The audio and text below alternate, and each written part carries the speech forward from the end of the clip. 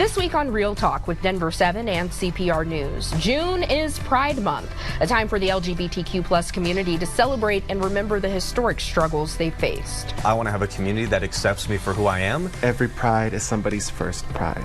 But even within this historically marginalized community, some of the most powerful perspectives are still fighting to be heard. Pride comes from this rich history of addressing all of those intersections and making a space where all of them can coexist. We're spotlighting stories too often left out and exploring what pride means when it makes room for everyone. Plus, what it means to be LGBTQ+ as pride events face growing threats, shrinking support, and a nationwide backlash.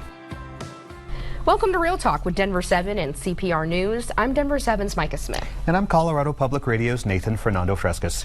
Each week, in a partnership between Denver7 and CPR, we have a Real Talk about issues impacting underrepresented people across Colorado and amplifying voices you may not always hear.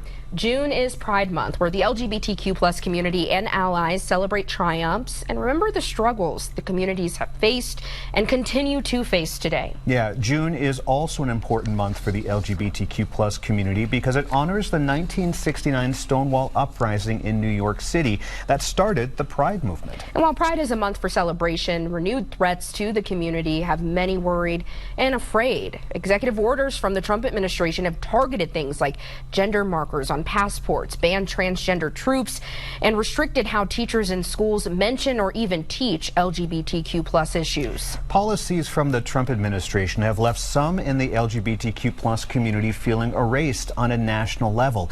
And that feeling of visibility isn't new. Some say they've long been overlooked, even within their own historically marginalized community. And today we want to lift up those voices who often feel pushed to the margins during Pride, including trans people, Black queer Coloradans, and LGBTQ+ people of faith, as they share what true inclusion looks like for them.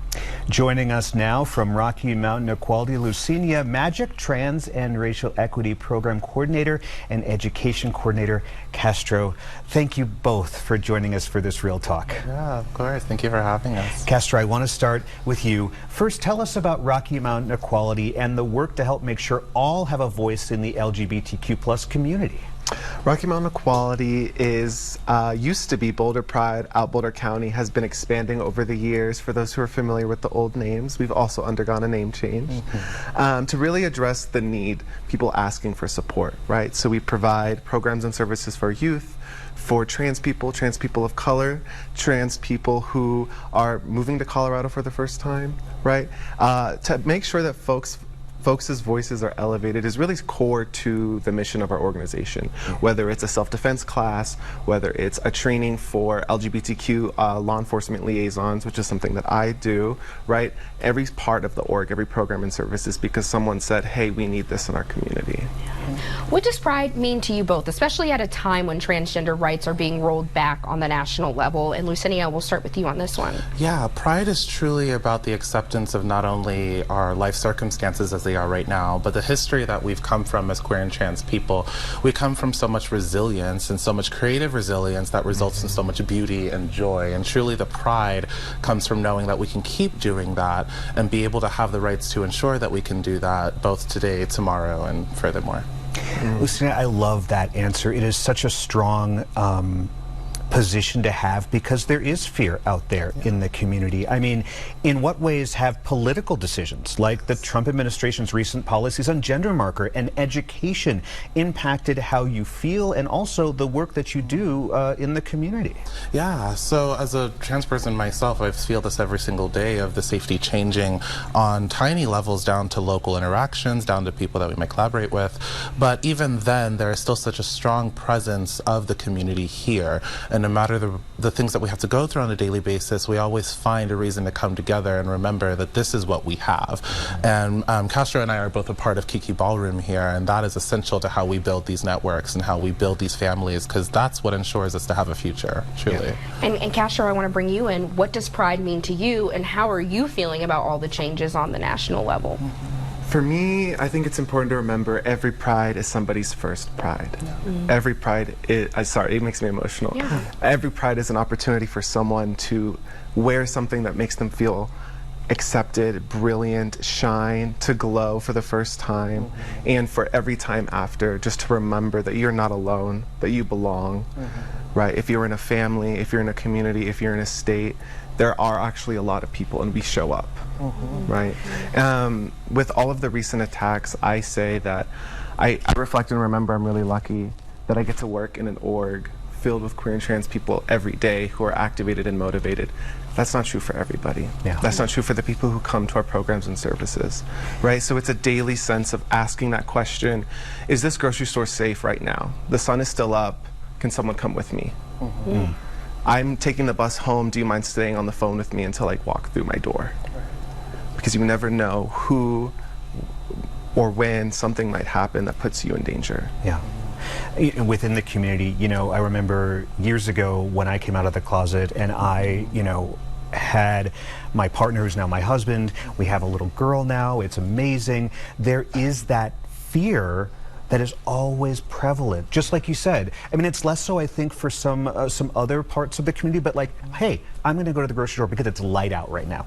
Right. That's powerful, and that's scary. Yeah, absolutely. It very much is a scary experience, considering also that there's such an influx of people coming to Colorado from these harmful places and these conservative areas where they encounter this on a daily basis. And as a person myself from the Bay Area of Texas, like, I came here and it was a big culture shock of how many queer and trans people were just openly in the world, having jobs and being able to have families, and queer children and trans children who are as young as like 12, 13, 14 years old, and they get the resources they need. Yeah. That's huge. It is huge. Lucinia, how do you feel the trans community is represented or overlooked within larger Pride celebrations? Well, I do want to highlight that word overlooked, because I think it looks many different ways depending on where you go. But I think the main thing now is that transness isn't just some modern American phenomena that just happened. It's something that's been embodied around the world in many different ways, many different cultures. We have indigenous people who identify as Two-Spirit.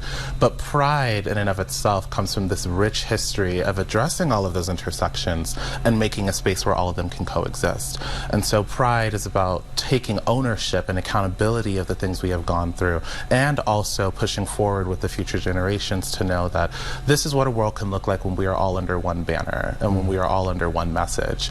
And I think Pride does come with this community aspect, and community itself is a unified form of a message. It's a freedom of speech to be able to have what we have in our community and be able to speak up for our rights and celebrate ourselves. Yeah.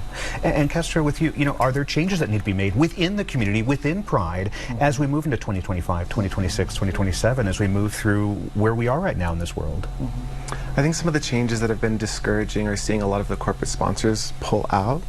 I think that there's an important conversation there about the commercialization of Pride and what it means.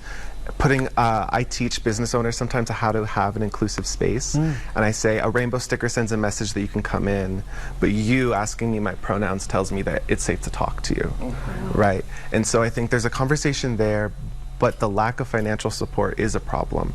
And we're seeing that this year across the country, because that financial support doesn't just go towards having the one event. It goes towards supporting the local vendors, the organizations. This is a big fundraising year for a lot of organizations across the country that are hoping to continue providing services wherever they might be, big and small. I love what you said about a rainbow sticker and asking you your pronouns. One thing I always say is diversity is great, inclusion is great, but if we're not working toward equity, what are we doing? And I think that when we talk about true, meaningful action, that is what is so important to creating a space where you do feel included and safe and celebrated. So I want to thank you both for joining us for this Real Talk. Lucinia Magic and Castro from Rocky Mountain Equality, thank you for your resiliency, and thank you for joining us for this Real Talk. Thank you so much. And coming up, the role that Black Coloradans have played in the fight for LGBTQ+ rights is often less known, but still so vitally important. From the start of the Pride movement to the HIV/AIDS epidemic, how Black activists inside the LGBTQ+ community have played essential roles. Stay with us. This is Real Talk with Denver7 and CPR News.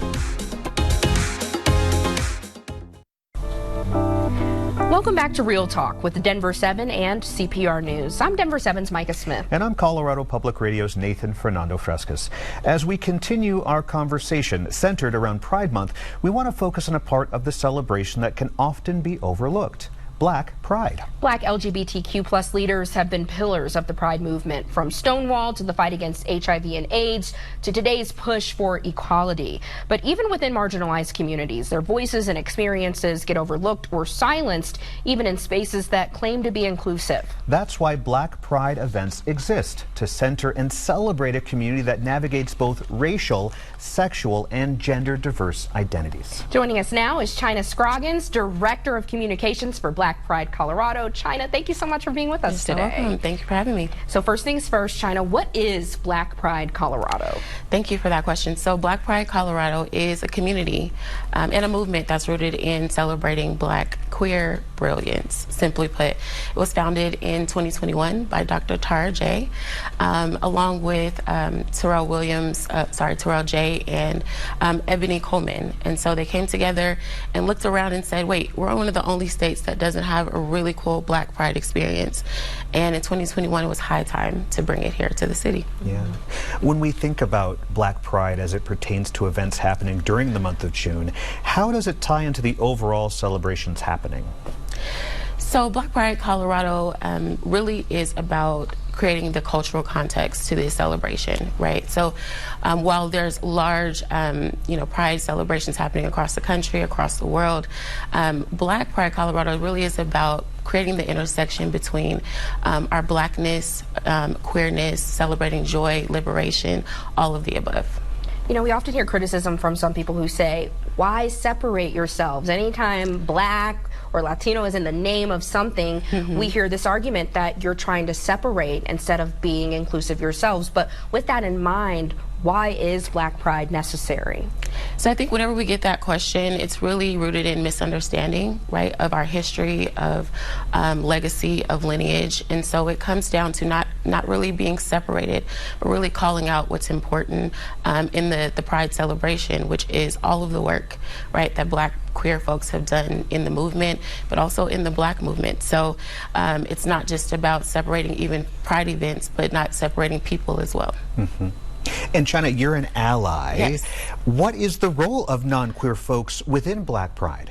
Simply put, my role is just to not center myself, right? As an ally, it's my job to show up as a listener, as a supporter, volunteer, an investor, anything I can do to elevate the Black queer voices, the Black queer space. Again, it really lends itself to understanding that these events overall are about community. And so you don't have to be Black and queer to attend. Matter of fact, anyone that's in your circle should be able to come and lend a hand and celebrate and cheer and advocate. I love you saying not centering yourself. One thing I say just within my own circles is you cannot be a self-proclaimed ally and just sit down. Right. There's work to do. There are conversations to be had, and there's a lot of work to going into being a true ally. And the first things first, do not center yourself in these conversations. Absolutely. China, we're seeing a lot of corporations step away from DEI. And a few of those companies were big proponents of Pride. Does this year's celebration feel different because of the climate? Absolutely. It completely feels different, but I think it feels different in the way of giving us an opportunity to get back to grassroots organizing, right? That's where the center of, Black civil rights movement came from. And so similarly with Black queer folks, it's about getting away from performative support. It's no longer about just big corporate backing, which we all do enjoy and love and appreciate. But this one is about figuring out where the resilience is in the community. To your point about allies, right? The ally incites workmanship. Where are you putting your hands and your feet for this movement? And so it gets back to, how do we corral around ourselves and those that we love that are in the queer community, especially the Black queer community, to invest in their efforts around music and film and art and everything they love. Yeah, and Pride decades and decades ago was just us. Yep. In the room saying we are here. Yep. and we matter. And I think there is a sense that, at least in the community, maybe getting back to that isn't a bad thing. Correct. Right? Yeah. Yeah, I would agree with that. You guys were speaking earlier about how important it is to just elevate your own voice in the room, and that doesn't mean only hear mine. It means add mine to the conversation, right? So when we step into any room, it's about making sure that you're learned, that you're asking the questions, that you're a great listener, but also that you're doing what you can to push your queer folks to the front, because they're change makers, right? And we all need each other. Before we let you go, China, I know there are a lot of young people who watch and listen to Real Talk. For a Black queer young person that's listening or watching this interview, what would you say to them to encourage them this time of year? I think I would say to step out, right? And if you can't step out on your own, grab someone else's hand. You'll be surprised how many of us, even allies or, queer brothers and sisters that you might have that are willing just to take one step with you. Sometimes it's about one event. Sometimes it's about showing up to a panel or to a talk or a great party, which we're definitely going to have. But just step out and say, I want to be a part, and I don't know how yet. From what I've seen and from what I advocate for, there's a community that's more than willing to take you on and move you through the process of being out loud, proud, and fly. Out loud, proud, and fly. Yeah. China Scroggins with Black Pride Colorado. Thank you so much for joining us for this Real Talk. You're welcome. Thanks for having me. Still ahead, coming out is not always a straight line. We're talking to one man who came out in high school only to go back in the closet while training to become a Catholic priest. Now he's using his platform to speak out about faith and identity. Stay with us. This is Real Talk with Denver7 and CPR News. Welcome back to Real Talk with Denver7 and CPR News. I'm Colorado Public Radio's Nathan Fernando-Frescas. And I'm Denver7's Micah Smith. Throughout this episode, we've been exploring what pride means, especially for voices that are too often pushed to the margins of the LGBTQ+ community. That includes queer people of faith who are sometimes told they don't belong in religion or LGBTQ+ spaces. Our next guest knows that struggle too well. Cade Bradley knew he was gay in high school and even came out for a time, telling his parents and siblings who accepted him with open arms. But for Cade, finding exactly who his authentic self was took a lot of time, introspection, and actually going back into the closet for a while. He became deeply connected and involved with the Catholic Church, studying for a time to be a priest, hiding his homosexuality deep inside. So Cade eventually left the Catholic Church and now has thousands of followers on TikTok, Instagram, and YouTube. You can find him there as GayXTrad, where he speaks about leaving the church and speaking out against fundamentalist Catholicism. Cade, thanks so much for being here for this Real Talk. It's a joy being here with y'all. So there's a lot to unpack with what Yes. we just said. You were accepted by your family as being gay, but after that you actually went back into the closet for a while, hiding for quite some time. Yeah. What made you make that decision? Yeah. I knew that I was gay from a young age, but I didn't know what that meant for my life. I knew that I would be accepted, but I didn't know what did this mean for careers, what did this mean for falling in love, what did this mean for family, what did this mean to live a happy, healthy life as a gay man. There wasn't a ton of representation. I knew that gay people existed, but I'd never really met any of them. And so when I was a young person struggling with all these big questions, instead of trying to come to answers, I was like, well, if I just stay quiet for now, maybe the answers will hit me somewhere down the line. And your family is also very religious, I'm right, and even that was accepting, but there still was that sense of, I don't feel comfortable in my skin just yet, right? Yeah, I've always thought deeply about the world, and I just didn't know what to make of it. What does this mean for my life? What does this mean for my faith? What does any of this mean? And I found in religion it had really easy answers to really complex questions, and that seemed appealing for a time. Go a little bit deeper in that, because you went very deep into the Catholic faith, right? And you felt and believed truly in what you were being taught, right? Yeah, what I was taught is that you can experience same-sex attraction, but you can't act on it. That your experience of the world isn't your identity.